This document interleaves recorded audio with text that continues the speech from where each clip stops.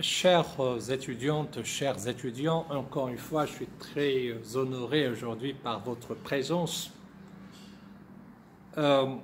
Disons quoi qu'il est en ligne, qu'il n'est pas présentiel, malheureusement. Je vais être un peu succinct, un peu plus bref, pour ce qui est de cette introduction générale des relations internationales. De prime abord, la question qui se pose avec force est celle de savoir ce qu'est les relations internationales comme étant une matière. Notons tout simplement qu'il y a un amalgame, si vous voulez, pour ce qui est de cette définition entre l'objet de cette discipline et les relations internationales en tant que matière. Donc, les relations internationales, grosso modo, désignent à la fois l'objet d'étude que sont les relations entre acteurs divers du système international, que sont les États, les organisations internationales, et cette discipline qui étudie ces relations, ces interactions, si vous voulez, entre ces divers acteurs. Bref, les relations internationales, comme on l'a déjà noté, est une matière pluridisciplinaire, c'est-à-dire qu'il s'agit d'une science transversale. Elle fait appel à l'économie, à la sociologie, à la géopolitique, au droit international, à la science politique, etc., etc.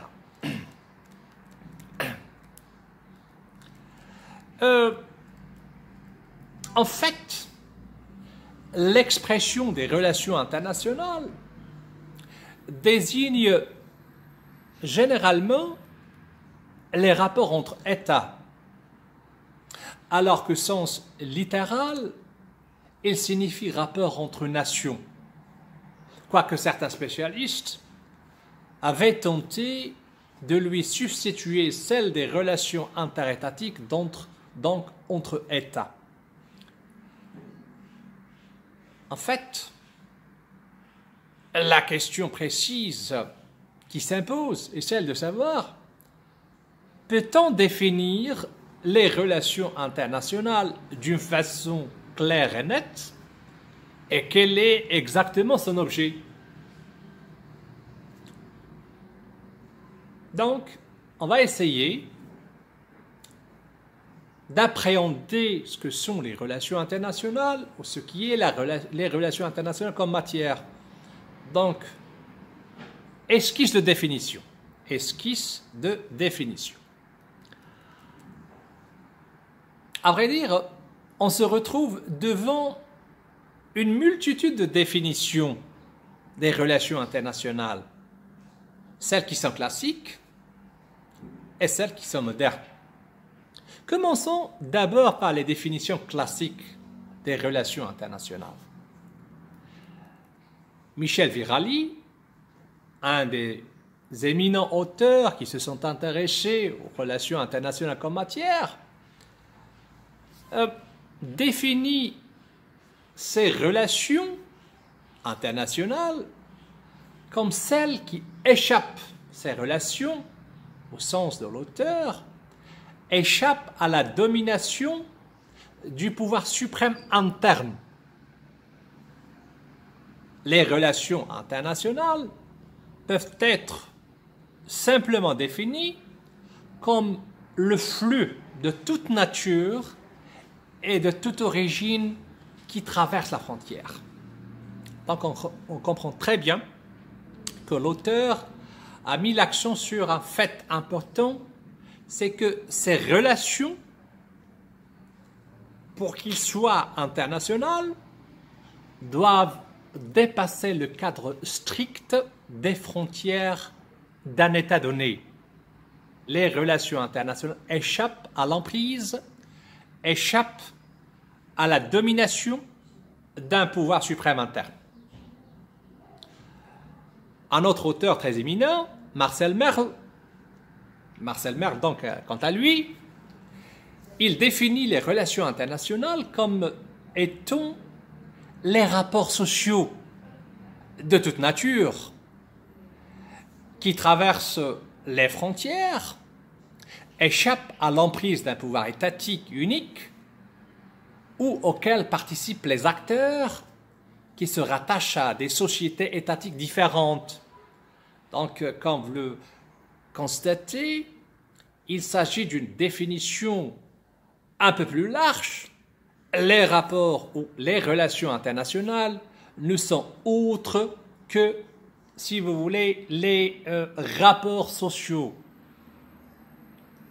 de toute nature entre différents acteurs. Il faut noter que aujourd'hui, la majorité des observateurs s'accordent à définir les relations internationales comme un champ de coopération et de confrontation. Je le répète, un champ de coopération où règne cette solidarité internationale, le respect du droit international, mais aussi et surtout un domaine de confrontation où règne la force, la domination, la puissance, aussi bien économique que militaire, entre acteurs des relations internationales traversant les frontières. Dans le même ordre d'idées, un autre professeur a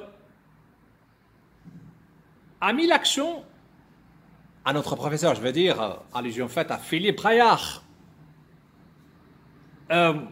également Mohamed Reza. Ils ont tenté de définir ce que sont les relations internationales. Leur démarche, bien évidemment, s'inscrit dans la même logique. Quand ils considèrent, ces deux auteurs considèrent les relations internationales comme un ensemble de liens, bien évidemment de rapports et de contacts qui s'établissent entre les États et relèvent les relations internationales. Selon eux, selon ces deux auteurs, relèvent de la politique étrangère de ces derniers. Qu'est-ce qu'on constate à travers, si vous voulez, l'exposé de ces différentes définitions? À travers l'analyse minutieuse de ces définitions, on en déduit que ces définitions s'avèrent en quelque sorte classiques. C'est une définition purement et simplement classique des relations internationales. Pourquoi classique? Parce que ces définitions reconnaissent un fait important, c'est que les États sont avant tout les acteurs principaux, sinon uniques, des relations internationales. Donc l'acteur, c'est l'État, purement et simplement. Et comme vous l'avez constaté, et ce qui est frappant d'ailleurs, toutes ces définitions ont mis l'accent sur un fait important, incontournable disons, c'est que les États ou l'État est l'acteur majeur, principal, sinon unique des relations internationales. Au demeurant, les changements opérés sur le système mondial international laissent bien évidemment préconiser un fait important, c'est que devant une pluralité d'acteurs, il ne s'agit plus uniquement d'États qui opèrent sur la scène internationale, mais également il y a ces organisations internationales Il y a ces fameuses multinationales, voire même les individus, dans certains cas. Donc, à mon sens, cette définition classique paraît un peu dépassée et il faut quand même se pencher sur une définition révolutionnaire, disons, une définition moderne des relations internationales. Qu'en est-il de cette définition moderne? Aujourd'hui, et plus que jamais,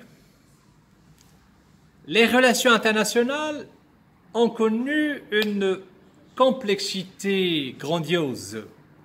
Cette complexité s'échelonne sur plusieurs niveaux, économique, politique, social, etc., etc. Les relations internationales sont dorénavant devenues beaucoup plus mondiales. En fait, un courant de pensée avait le jour qui tenait compte de cette nouvelle configuration du système international quant à ses acteurs. Et Dario Bastella de souligner, un éminent auteur, je dis bien Dario Battistella, de souligner, les relations internationales désignent à son sens l'ensemble des relations qui se déroulent au-delà de l'espace contrôlé par les États. Pris individuellement, quel que soit l'acteur étatique ou non concerné par ces relations, et quelle que soit la nature, politique ou non, ou autre, de ces relations. Une remarque essentielle à noter est que cette définition tient compte de la nouvelle réalité des relations internationales. Avec ces acteurs divers, il ne s'agit plus des acteurs principaux que sont les États, mais d'une multitude d'acteurs, quel que soit leur statut et la nature de leur activité. Il faut dire que les courants de pensée, d'une façon générale, qui ont essayé de définir les relations internationales, divergent pour ce qui est de cette définition, comme vous l'avez pu le constater. Il y a le courant réaliste, bien évidemment, comme théorie fameuse des relations internationales, qui préconise que la stabilité et la paix internationale sont sujettes, c'est-à-dire qu'ils dépendent d'un équilibre de force en présence. Ça veut dire que, voilà, l'école réaliste, qui a essayé de définir les relations internationales, a mis l'accent sur cet équilibre de force entre acteurs principaux que sont les États.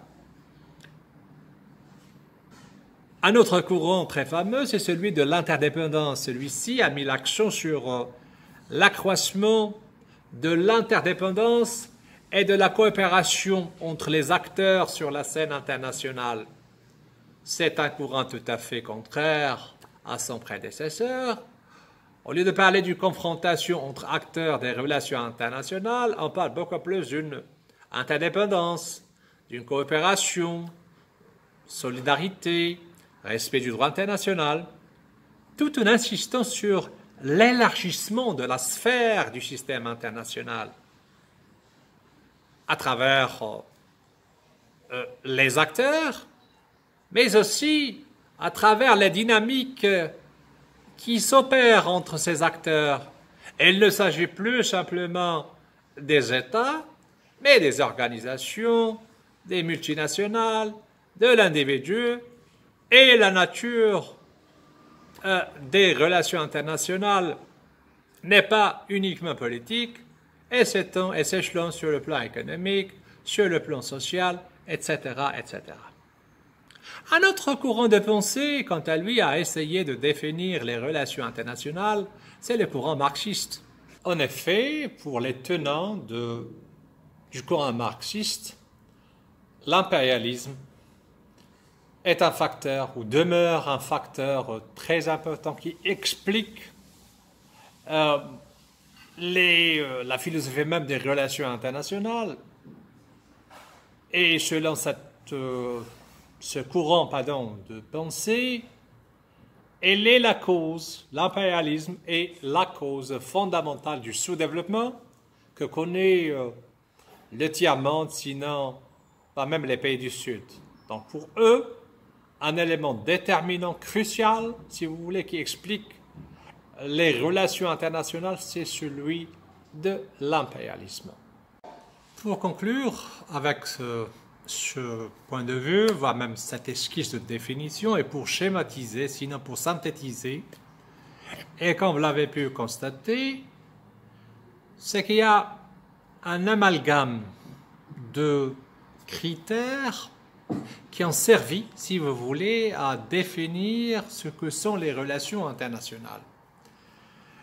Disons tout simplement que si l'école traditionnelle a trop mis l'accent sur l'acteur État comme étant principal, voire même unique, l'école moderne a étendu, si vous voulez, les acteurs des relations internationales à d'autres entités qui ont vu le jour. Il ne s'agit plus des États, quoique ces derniers jouent un rôle important, mais aussi des organisations internationales, des multinationales et des individus dans certains cas. Quant à nous, et si on veut définir les relations internationales, il paraît que certains critères sont importants pour ce qui est de cette définition. D'abord, il faut reconnaître que les relations internationales sont, à mon avis, l'ensemble d'interactions,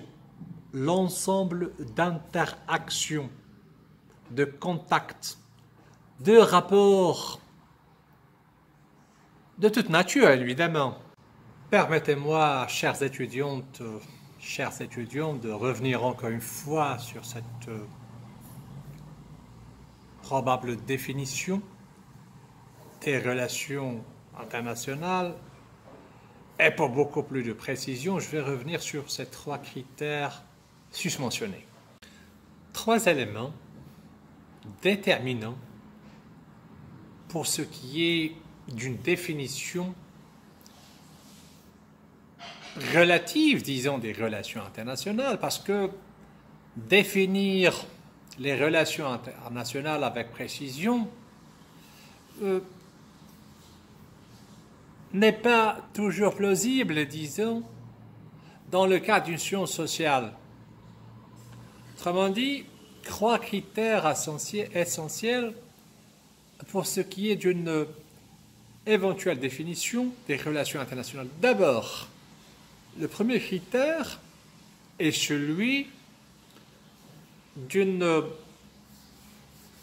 interaction. Ça veut dire que les relations internationales sont l'ensemble des rapports, sont l'ensemble d'interactions, des flux, des contacts, etc., de toute nature. Ça veut dire que peu importe ces relations, s'ils revêtent, si vous voulez, s'ils sont caractérisés par le politique, par l'aspect politique, ou économique, ou social, ou écologique.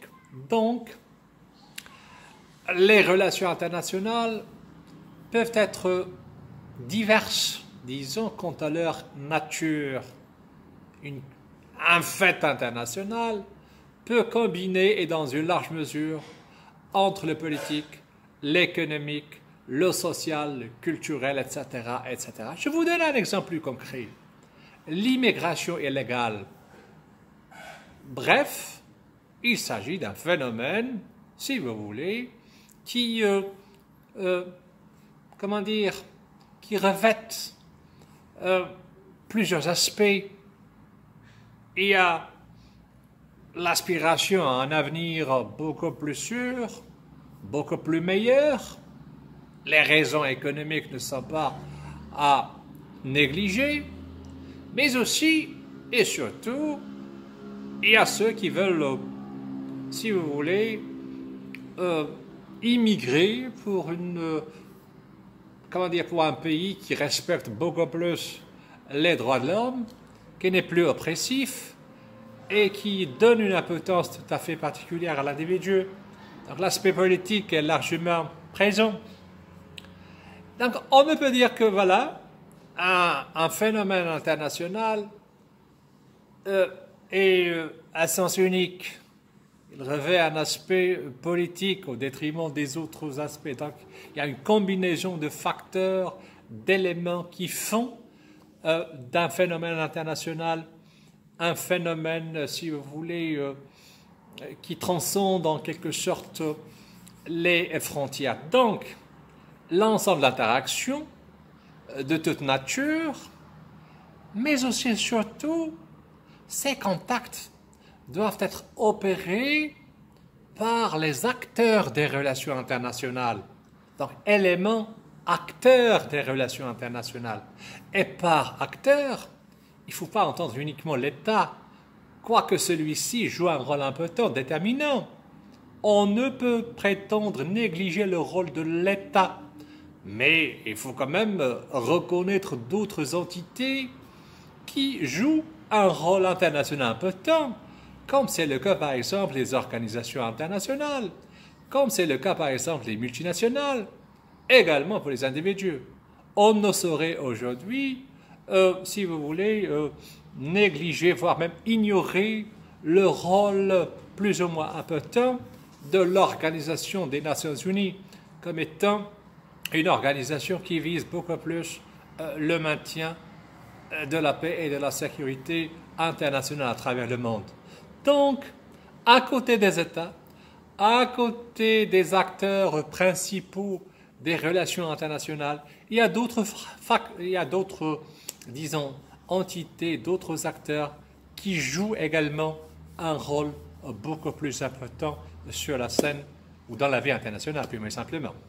Troisième élément essentiel, c'est que ce phénomène, pour qu'il soit international et pour qu'il rentre dans le cadre des relations internationales, il y a cet élément de transnational, transfrontalier. Ça veut dire que on ne peut dire d'un phénomène ou qu'un phénomène est international et EST international s'il est cantonné, s'il est limité à un cadre national bien précis.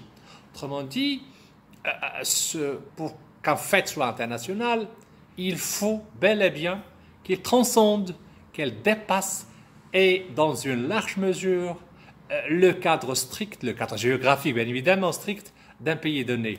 C'est ainsi que par exemple, ces immigrés syriens, ces réfugiés pour parler au sens vrai du terme, ces réfugiés, si vous voulez, syriens, quoique il y a un phénomène, il y a la guerre, si vous voulez, qui déchire la Syrie. Ces réfugiés ont émigré, si vous voulez, ont visé d'autres pays, beaucoup plus, pour un avenir meilleur. Et voilà, ce phénomène d'immigration, de refuge, si on peut dire, des Syriens à d'autres pays européens surtout, n'est plus un phénomène national qui intéresse beaucoup plus la Syrie. Elle a dépassé dans une large mesure, du moment que les pays hôtes, les pays accueillant ces réfugiés, sont largement menacés, entre deux guillemets, dans leur sécurité nationale par ces réfugiés, et d'autant plus qu'on est aujourd'hui témoin d'une politique discriminatoire, enfin même qui n'est pas commune, de cette fameuse communauté Union européenne, parce qu'il y a toujours des politiques en principe qui doit être commune pour ces réfugiés, mais malheureusement on constate que les États gardent toujours leur souveraineté et traitent ces réfugiés d'une manière différente ici et là, quel que soit en France, aux Pays-Bas, en Belgique, en Allemagne évidemment, etc., etc. Donc, je le répète, 3 éléments essentiels pour déterminer, pour définir ce que sont les relations internationales. 1. Ces relations ou ces contacts, ces relations internationales sont d'abord l'ensemble des contacts, des rapports, des flux, des interactions opérés entre acteurs, deuxième élément, entre acteurs des relations internationales, et il y a un troisième élément essentiel, c'est que ces flux, ces rapports, ces contacts doivent dépasser, et dans une large mesure, le cadre géographique strict d'un pays donné.